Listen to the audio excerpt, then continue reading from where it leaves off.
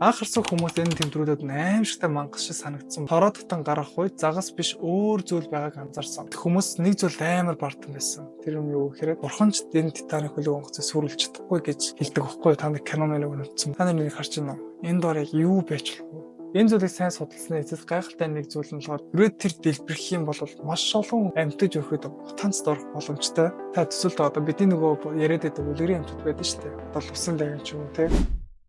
За, hello guys. Дараагийн бичлэгээр тавтаа морил. За, шинэ 7 оны шинэ дугаар ийхүү эхэлж байна. За, энэ удаагийн дугаар хэдүүлээ яг гоо гэхээр далайд олцсон хачирхалтай олдвруудын талаар үзэх болно.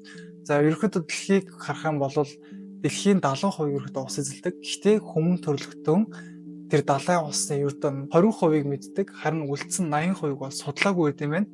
Тэгэхээр хамтдаа далай дотор олж исэн хамгийн сонирхолтой аимшигтай олдвруудын талаар нэгэд хамтаа мэдж авах болно. За тэгээд та минь анзаарсан бол миний ингээд орчин солиодод ингээд өөр болцсон байгаа өмнө бичлэгүүдээс харах юм бол би нурууны маш хүнд гэмтэл авсан. Тэгээд энийг үзэж байгаа хүмүүс хандчихлахад ямар тач эрүүл мэнд бол маш чухал зүйл шүү. Тэгээд бие бодоод эрүүл мэндээ заавал хайртай байгаарай гэж бол хэлмээр байна. Одоо харах юм бол би миний нуруу маш амар өвдөж байгаа. Гэтэ ямар тач маш хурдан ингээд ирээ та бүхэндээ бичлэгээ оруулсаа байх болно. За тэгээд бичлэг хийхээс өмнө та лайк дараагүй лайк дараа, subscribe дараагүй subscribe дарж тэмдэглээ бити мартаарай. За имжлэгийг бэлтэн бас эдиттэйг маргааш эдитлээ бараг имлэгт эдитлэх байхаа. Гэтэ ямар тач таад маань дэмжиж бити мартаарай. Тэгээд дэмждэг хүмүүстээ маш их хурлаа. Замтай бичлэгэнд орцгоё. Далаад болцсон хачирхалтай олдвор. 1.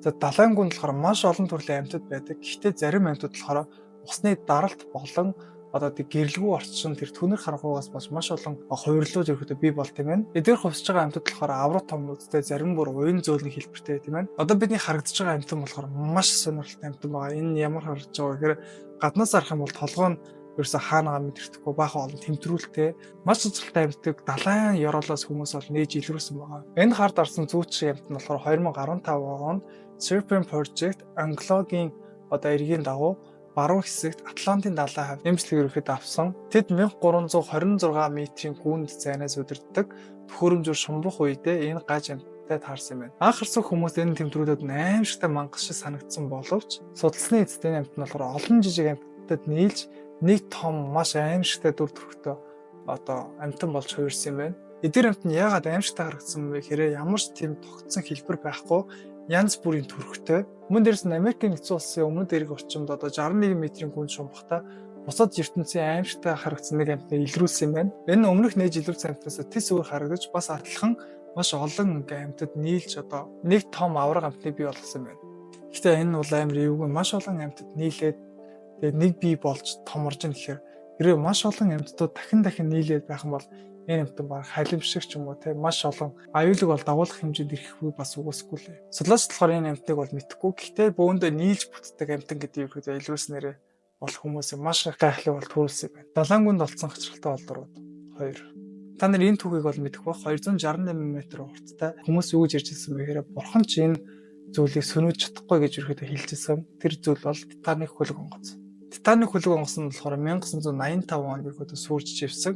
Тэгээд сүрж ивсний дараа 74 жилийн дараа ерөөдөө сүрст илрүүлсэн. Энэ ослон түүхэнд маш аимшигтай зочил өгсөн бол осол болсон. Гэтэ хүмүүс мэддэггүй нэг амар сонирхолтой нууц байдаг. Загасчин Абель Ногороос Титаникийн нууцыг илрүүлэхээс 1 жилийн өмнө энэ нууцыг нээсэн юм байна. 1976 онд тороо дотон гарах үед загас биш өөр зүйл байгааг анзаарсан. Тэр ойртог харахад ямар ч нүдгүй мөн дээрсэн амьгүй царайтай өөрлөө нэгширтэж байгаад нэг зүйл болсон. Гэхдээ энэ хүн биш. Энэ болохоор шаазан хүүхэлтэй байсан. Гэтэ энэ зүгээр л хүүхэлтэй тоглоом биш. 1980 метрийн гүнээс гарсан энэ олдвор нь Титаникийн живсэн бүсэд олцсон юм байна. 1992 онд тэр загасчнаас барсныхаа дараа түүний хүү энэ шаазан толгой хүүхэлтэй цуглуулагч Тереза Мартин дүүгээд мартсан юм байна. Тэр уг олдврын түүхийг судалж Титаник дээр хүүхэлтэй авч явсан охины баримт бичгийг олсон юм байна. Титаникаас амьд үлдсэн Ева Харт өөрийн дорсомжоо хөлөг онгоцноос зогсохдоо хүүхэлтэй кабинд орхисон тухай бичснийг нь илрүүлсэн юм байна. Ингээд уг шаазан толгой нь Ева Хартын хүүхэлтэйний байж магадгүй гэдэг батлах баримт гарсан. Мөн дээрээс хүүхэлтэй хийсэн Chanel бас Hopminster 1906 оны компанийн олдврыг үйлдвэрлэгчтэй адилхан байсныг баталсан юм байна. Гэтэ Титаник хөлөг онгоцыг живсэн надад амар учиртай санагдсан. Яагаад вэ гэхээр хүмүүс нэг зүйл амар бардам байсан. Тэр юм юу гэхээр бурхан ч энэ Титаник хөлөг онгоцыг сүрүүлж чадахгүй гэж хэлдэг байхгүй та нар киноны өгнөдсөн бол. Яа гэхдээ хүн хэлээрээ юу тарин түүнийгээ хурааж авдаг штэ. Далайн гүнээс олцсон хачирхалтай олдвор. 3.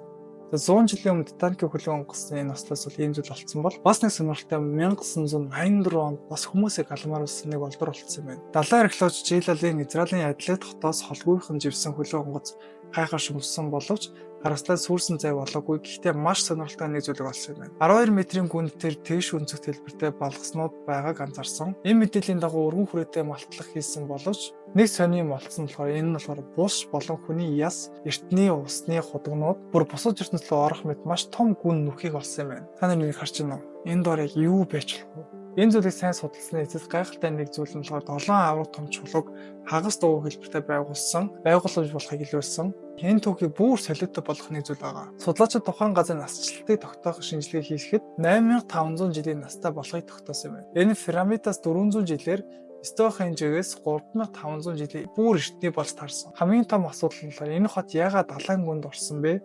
Мөн дээрсээ эртний усны доорх эзэнт гүрэн байсан уу? Судлаачид үзэж байгаагаар хөл бөмбөгийн талбайгаас 8 дахин том энэхүү газар нь бүр генет орхигдсон гэж үзсэн байна. Яг үгүй гэхээр тухайн үед Италийн өмнөд хэсэгт орших Энта галтуулт дэлбэрч 40 м цунами дөнгөж хэдхэн цагийн дотор газар түмний тэнгисийн эргийн хотуудыг залгисан гэж таамагтшүүлсэн байна. Гэтэ тухайн үед амьдарч байсан хүмүүс болохоор маш том чулуун байгууламж биш, маш том үерийн хамгаалалт барьсан бол ерөөдөө амьдуулах боломжтой байсан байна. Гэхдээ харамсалтай нь чулуун байгууламж бариад тухайн газарт амьдарч байсан бүх хүмүүс ерөөдөө тэр дотор нас барсан байна. Гэхдээ 8500 жилийн өмнөх хүмүүс ийм зүйл хийсэн гэхээр за мэдээж энэ хүртэл хамт үзэж байгаа хүмүүстээ маш баярлалаа. Та бүхэн лайк дараад, subscribe дараад гоё давалгалаад өгөөрэй. Өмнө дээрс намайг зурагтаар бас маш их хүмүүс үздэг юм байлээ. Та бүхэн удирдлага дээшлүүлээд хажуу талд нь захиалах гэдэг хэсгийг дараад дэмжихээ битэн бартаарай. Далайн гүнд олцсон хэсэгтэй бол 4.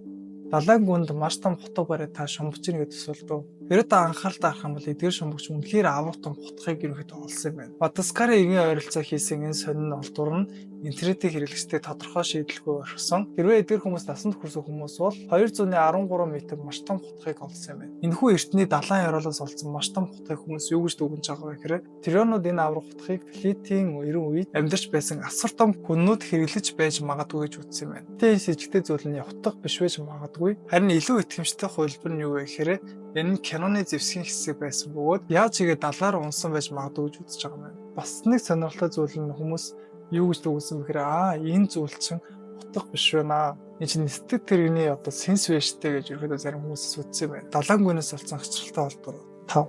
Далайн ёроолт маш олон жилийн турш бүтээн байгуулсан объект байвал яах вэ? Энэ зурагт далайн ёроол цөмийн реактор шиг харагдах объект оршиж байгаа зарим хүмүүсийн айцыг төрүүлсэн байна. Тэгээ үнэхээр далайн ёроол цөмийн реакторууд байт юм байна. 1960-аас 1980-ад онд зөвлөлт холбоотой улс Бирантийн тэнгис рүү 18,000 орчим цацраг идэвхтэй эд зүйлсийг хайсан. Тиймээс тэр газар маш сонин загснууд байдаг. Ихэнх эд зүйлс нь байгаль орчинд төдийлөн болцсохгүй аюул учруулахгүй ч зарим нь хойд орсын тэнгисийн экосистемд аюул учруулж магадгүй гэж үзсэн юм байна. Цацраг идэх хамгийн эрсдэлтэй объектуудын нэг нь K11, K19, K27, K140, K159 хуучин усанд орох хөлөг онгоцнуудын цөмийн реакторууд болон Ленийн мөсөн хөлгийн цөмийн реакторууд юм байна. Эдгээр 6 объект нь Бирантийн тэнгисийн 90%-аас илүү цацраг идэх техносруудыг бүрэлдүүлдэг гэж үздэг юм байна. Харин асуудал нь болохоор 200 м-ийн гүнд орчих эдгээр цөмийн цаг хугацааны бөмбөгийг зайлуулж авах нь хялбар биш бөгөөд тусгай тоног төхөөрөмж мэргэжилтүүд болон маш их шаарддаг. Тэгэхээр та нар бодоод үздэг далайн ёроолд маш том цөмийн реактор байна гэхээр хэрвээ тэр дэлбэрэх юм бол маш олон амьтаж өрхөд мутанцд орох боломжтой. Та төсөлд одоо бидний нөгөө яриад байдаг үлгэрийн амьтад байдаг шүү дээ. Одоо усан лагин ч юм уу те. Тэр бүгд ерөөхдөө мутанцд ороод яг тийм амьтад үүсэх боломжтой юу. Тэгэхээр цөмийн зэвсэг болон цацар битгэх гэдэг бол яалчгүй тоглоом биш. За энэ түгээр бичлэг маань өндөрлөж байна. Хэдүүлээ энэ удаа далайн ёроолоос олцсон маш сонирхолтой олдруудыг хамтан мэдэж авлаа. За тэгээд хэрвээ та хэд аль нь илүү таалагдсан, аль нь илүү сонирхолтой ч татсан гэдэг та хэд маань комменттэй бичиж үлдээгээрэй. Мөн дээрэс нь та хэд маань таалагдсан бол би part 2-ыг хийх болно. Мэдээж имлгээсээ гараад хийх учраас та хэд маань яг үсгийг хүссэн контент байвал коммент дээр бас бичиж үлдээхээ битэн мартаарай. За тэгээд бие бодоорой. Утгах уулзцаая. Лайк сабод арах битэн мартаарай.